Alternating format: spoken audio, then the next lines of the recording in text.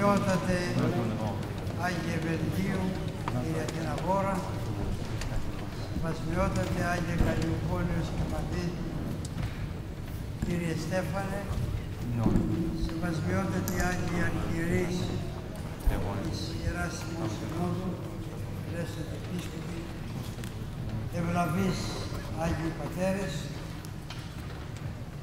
αγαπητοί αδελφοί και αδελφές της 47ης Κυρικολαϊκής Συνελεύσεως, αλλά και άλλοι αδελφοί οι οποίοι σήμερα είναι μαζί μας,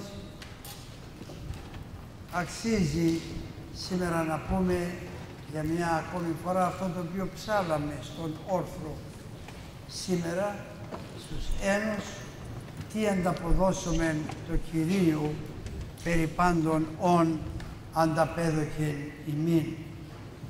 Τι μπορούμε να ανταποδώσουμε στο Θεό για τα όσα μας έχει δώσει, τα οποία είναι τόσο πολλά και τόσο μεγάλα, ώστε ό,τι να πούμε και ό,τι να κάνουμε θα είναι πάρα πολύ λίγο. Είμαστε συνέχεια ως άνθρωποι και ως Ορθόδοξοι Έλληνες Χριστιανοί κολυμπούμε σε μια θάλασσα, σε έναν ωκεανό ευλογιών του Θεού, οι οποίες εκτείνονται από την προσωπική μας, στην οικογενειακή μας, στην κοινωνική και στην εθνική μας ζωή. Επομένως, με καρδιές γεμάτιες ευγνωμοσύνη, σήμερα τελειώνουμε αυτή την Θεία Λειτουργία, η οποία πάντοτε συνηθίζεται στην αρχή ως εισαγωγή, ιερά εισαγωγή σε όλες τις κληρικολαϊκές μας συνελεύσεις. Και την προσφέρουμε σε ένα ναό ο οποίος έχει ιστορία, έχει μακρά ιστορία, και την προσφέρουμε σε μια πόλη η οποία έχει μακρά ιστορία, συνδέεται με την διακήρυξη της ανεξαρτησίας. Επομένως είναι μια πόλη που όχι μόνο είναι Φιλαδέλφια, αλλά και φιλελευθερία. Είναι η πόλη της ελευθερίας λόγω της διακηρύξεως της ανεξαρτησίας, αλλά και η πόλη της αδελφικής αγάπης, και έτσι θα ζήσουμε τις 3-4 ημέρες της Κυρικολαϊκής μας συνελεύσεως. Είμεθα ιδιαιτέρως ευγνώμονες για τους δύο αδελφούς και εκλεκτούς Μητροπολίτας που ήρθαν για να εκπροσωπήσουν τον Οικουμενικό μας Πατριάρχη, ο ένας από το Βέλγιο και άλλος από την Κωνσταντινούπολη. Είμεθα ευγνώμονες για τους Αγίους Αρχιερείς της Ιεράς Αρχιεπισκοπής μας, ιδιαιτέρως στον Σεβασμιότατο Μητροπολίτη Νέας Ιερσέης, ο οποίος είναι και ο φιλοξενών αυτήν την Κυρικολαϊκή Συνέλευση. Του είμεθα βαθύτατα ευγνώμονες στον ίδιο προσωπικά και στο εκλεκτό επιτελείο του, το οποίο επί τόσες ημέρες εργάστηκε για να προετοιμάσει αυτήν την 42η Κυρικολαϊκή Συνέλευση, η οποία έχει ένα μεγάλο και σπουδαίο θέμα, το θέμα της οικογένειας. Ευχαριστούμε τους ψάλτες μας και τη χοροδία μας, η οποία σήμερα ψάλλουν τόσο ωραία.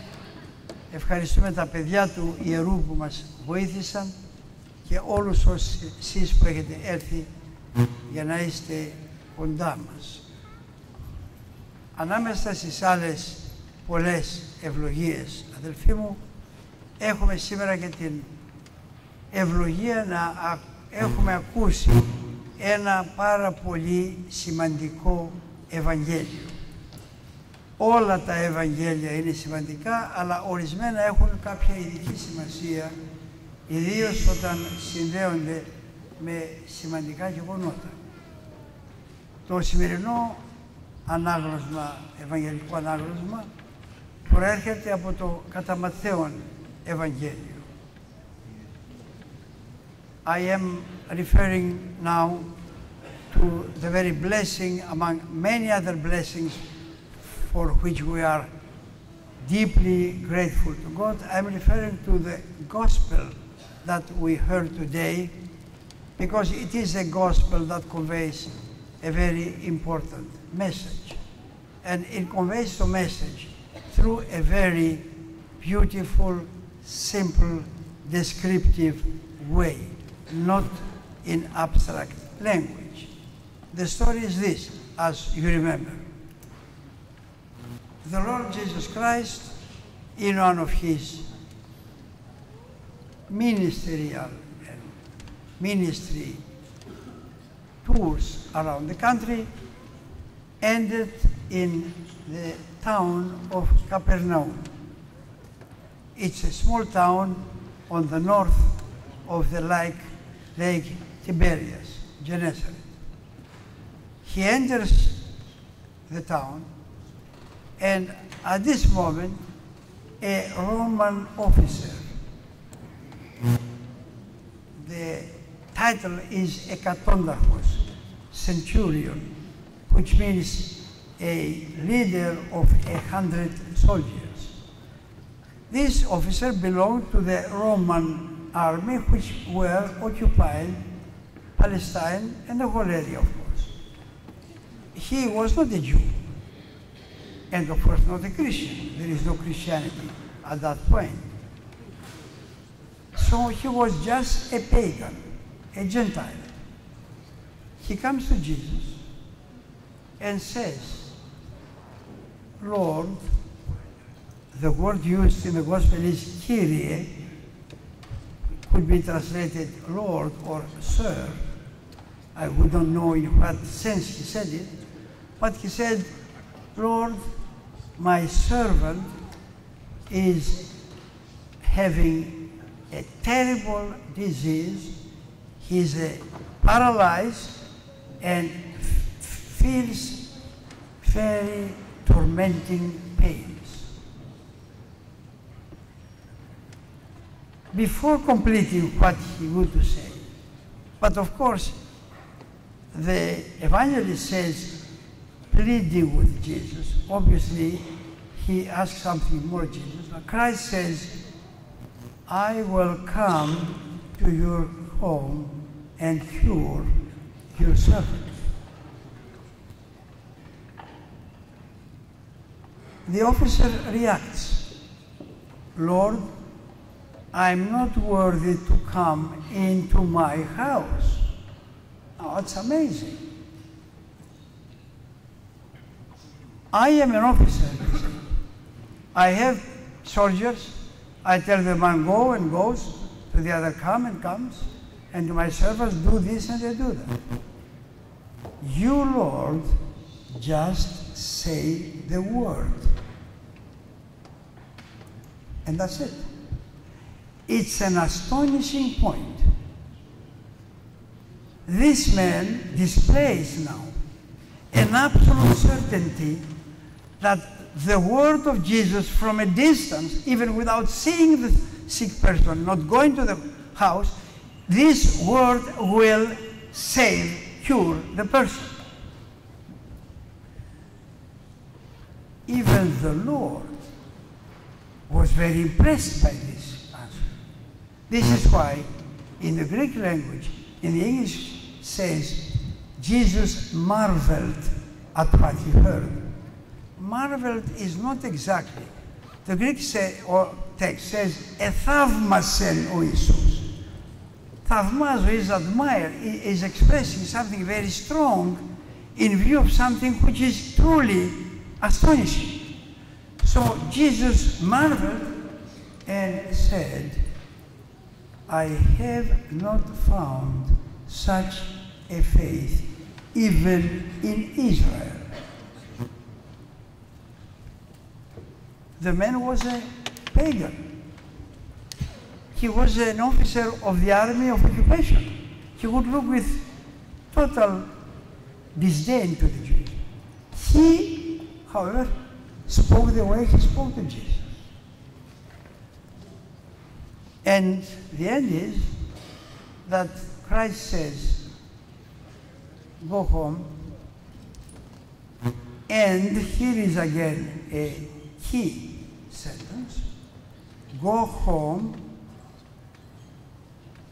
and let it be as you believed. You said that my word is sufficient. You displayed a terrific faith. Now you are going to see your servant healed because of your faith. What Jesus says is that you, with your faith, cured your servant. It's a really astonishing combination.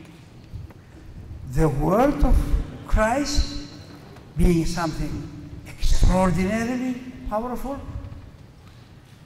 Someone who is not a Jew recognizes it. And then Jesus, on the basis of this faith, which recognizes the power of the word, heals the servant. The powerful word of Christ.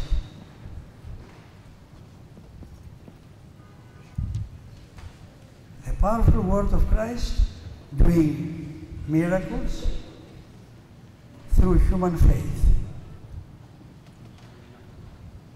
Do we have this faith? In fact, a different question should be raised. Do we really are conscious of the power of faith that we are carrying? Have we used the power of the word of Christ as a teaching power, as a sanctifying power, as a illuminating power, as a healing power, as a comforting power in front of death or impossible situations?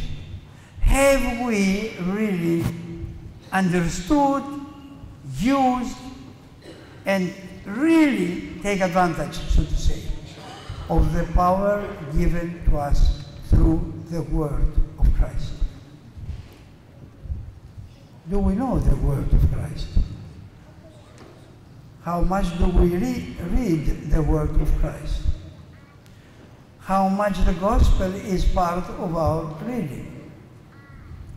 We have our iPads, our iPhones, our newspapers, our television, and we hear words, words, words, millions, billions of words.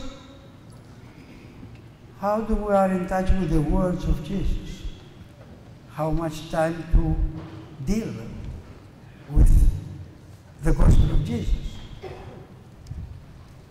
So today, as we begin, we are introduced into our 42nd Clergy Lady Congress. It's an opportunity to discover again what we have given to us. When St. Paul wrote to the Colossians, ο λόγος in the original, ο λόγος του Θεού ενικήτω εν ημίν πλουσίως, let the word of Christ dwell in you abundantly, he was aware of what the believers were given.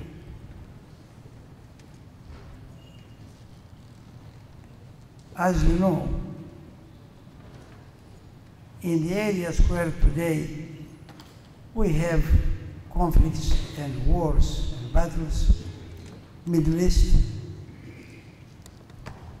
during the last century, people there were extremely poor, dying without food, as it happens with places in Africa today.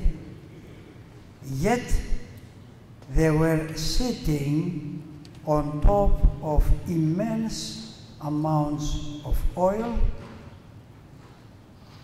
which then when they understood that they have it in the 20th century and tried to throw it out, they became people who were able to buy everything.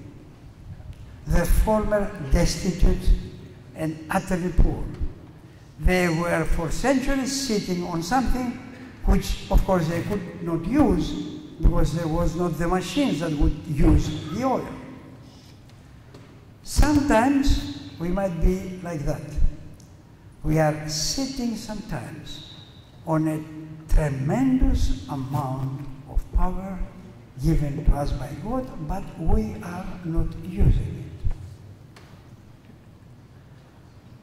it. So let us take this Congress as an opportunity to come closer to the power of Christ through His Word, and let us, since our topic is the Orthodox Christian family, a dwelling of Christ and a witness of His gospel, understand that the dwelling in us as families, as individuals of Christ, has to be very conscious, and that will then automatically make us living witness of Christ.